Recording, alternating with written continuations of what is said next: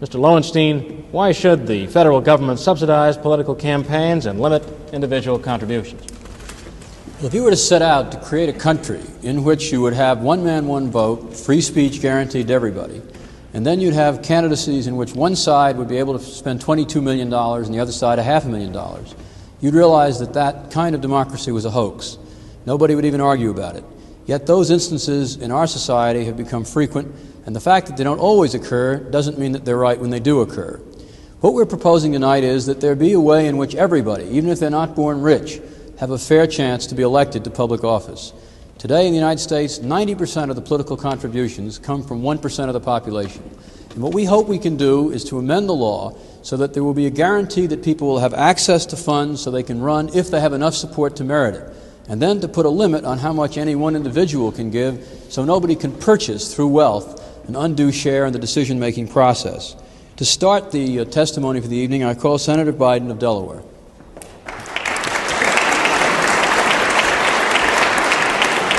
Senator Biden, welcome to the Advocates. Thank you. Good to be here. Senator Biden, it's nice to have you here. As the youngest member of the Senate, the one, therefore, who may expect the longest career there, I wonder if you'd say to us, since it's clear that you're not corrupt and you got elected, why should people think that the system produces corrupt results when there you are? Well, I'm not sure you should assume I'm not corrupt, but thank you for that, though. The system does produce corruption, and I think implicit in the system is corruption, when in fact, whether or not you can run for public office, and it costs a great deal of money to run for the United States Senate, even from a small state like Delaware, you have to go to those people who have money, and they always want something. Well, I wonder whether you would feel that there's some virtue in forcing candidates to go out and try to raise money. I've heard people, probably people who didn't run for office, say that it's uplifting to go out and try to get money. Do you think that there's something unuplifting about putting a limit to how much you can ask one man to give you? I think it's the most degrading experience in the world to have to go out and ask for money, because you know that unless you accidentally agree with the position taken by the person or group that has the money, that you run the risk of deciding whether or not you're going to prostitute yourself to give the answer you know they want to hear in order to get funded to run for that office. And it's coincidental in many instances when in fact you happen to agree with where they are. And you run the risk, by the way, of rationalizing, of saying, well, if I compromise on this one, give them one, I get 90% of what I want, and I don't have to give in too much. So you feel it's a difficult temptation not only for the candidate, not only for the people who give the money, but for the people trying to raise it. Well, you know, we were told that we politicians, as the young kids say, rip off the American public. I think the American public, in a way, rips off we politicians by forcing us to run the way they do. To raise $300,000 is no mean feat. And unless you happen to be some sort of anomaly, like myself, being a 29-year-old candidate and can attract some attention beyond your own state, it's very difficult to raise that money from a large group of people. Well, now, some people who agree with the problem, or our definition of the problem, turn around and say, if you just had full disclosure, that would solve it. Do you think that would have a major effect on the problems you're describing? I think full disclosure is essential. We have that now, allegedly. But that's not going to get to the question of how you have to raise the money and the influence of those who come forward with the money, whether they be a labor union or a corporate executive. Well, if we put a limit on what individuals can give, and if we have public assistance for candidates, do you think that would work, as some have suggested, to make incumbency even more powerful, that there'd be no way then that challengers could succeed? No, I don't, but I do think you run the risk in limiting the amount that can be spent of continuing the tyranny of the incumbent. For example, I'm on this show for one reason. I'm an incumbent United States Senator. Were this an election year, this would be allegedly votes for me back home. A challenger of mine would have to pay a great deal of money to get this kind of TV time. We have a lot going for us when we're incumbents, and we use it.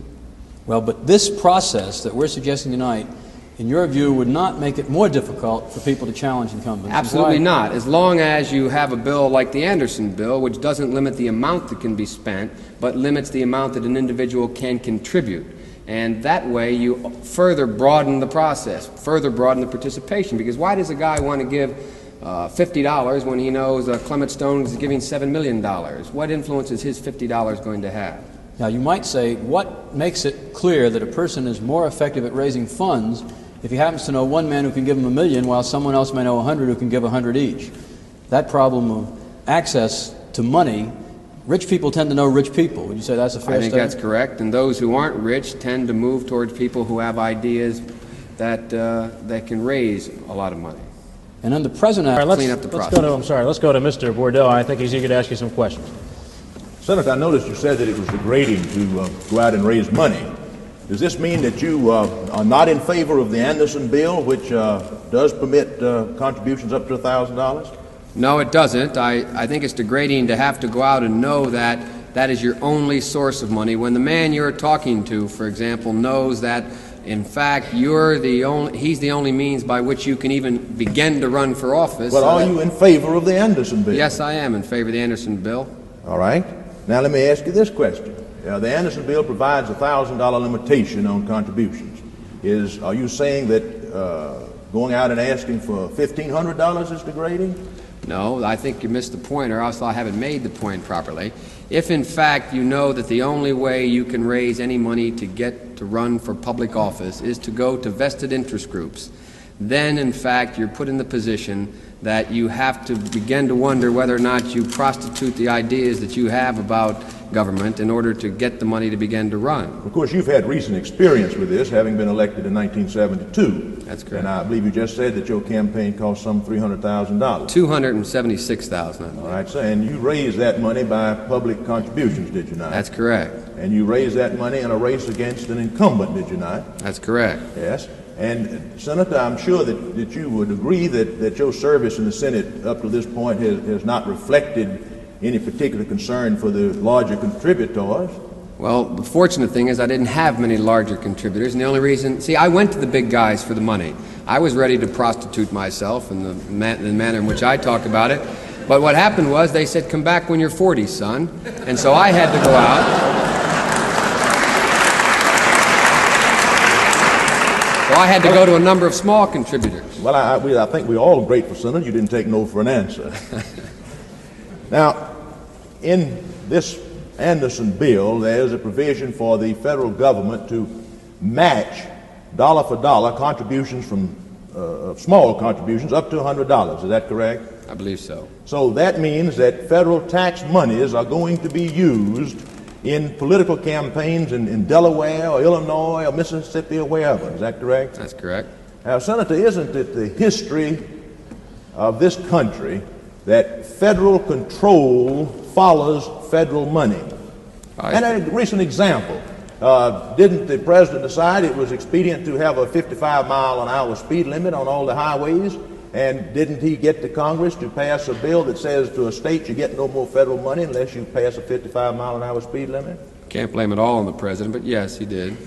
Well, but the fact is that in any instance where federal money goes into any given area, there is federal control as to how that money is going to be spent. There's federal control right now, sir, and exactly how the money can be spent, what manner in which it can be raised. The only question is whether or not there will be taxpayers' money involved directly. Who is going to exercise the control over the spending of this taxpayers' money?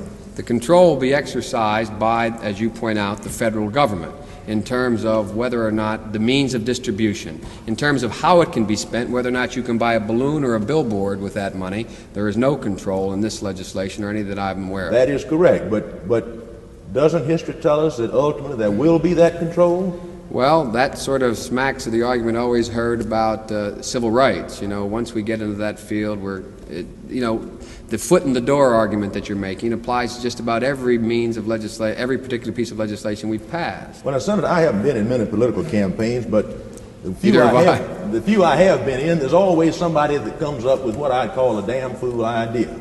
Now, I've had a few. You gotta have any protection in these bills against the damn fool factor? No, I think that's human nature. There are an awful lot of damn fools in the Congress and the Senate and those who want to get there, but there's no way you can legislate against that. Right,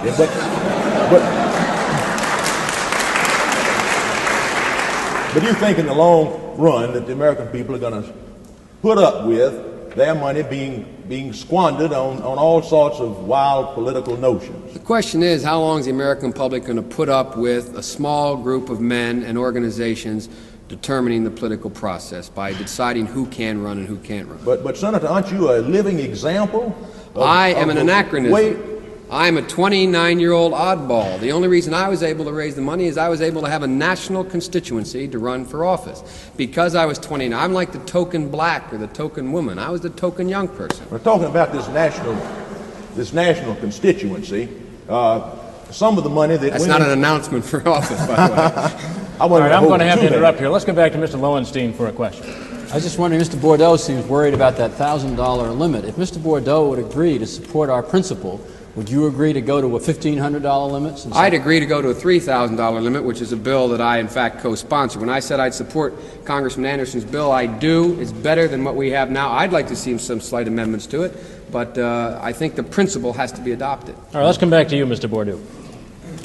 Senator, aren't there some First Amendment problems in telling somebody that you can't give but $1,000 to a campaign? Quite frankly, I think there are, but we've already in the Federal Corrupt Practices Act broached that question, and if in fact we agree that it's legal to do what we're doing now and that does not violate the First Amendment, it seems to me this is a natural transition, and if we haven't violated them now, I don't think we're violating them with this legislation. Well, let's see if I understand you. As an example of the First Amendment question, if, let's say, I give $1,000 to a candidate of my choice, I take it I'm limited under this bill from giving any more. Is that right? That would be correct. And if something happened during the campaign that I wanted to speak out on and spend some money to put a newspaper ad in, I couldn't do that. Isn't that right? That is correct. And I take it that's what you mean, isn't it, by the restraint? Absolutely. There are similar restraints that exist now, though, in terms of how we can spend our money. For example, we say now you can only spend up to a certain percentage on 10% per capita on media, 6% of that on television. I mean, we've already restricted it in that regard. But there are no statutory restraints on the amount of giving by an individual at this time, are there? No, there are not, but I fail to see the distinction between the amount and the means. But there may be. Well, Senator Biden, I want to thank you very much for being with us tonight. Thank you for having me.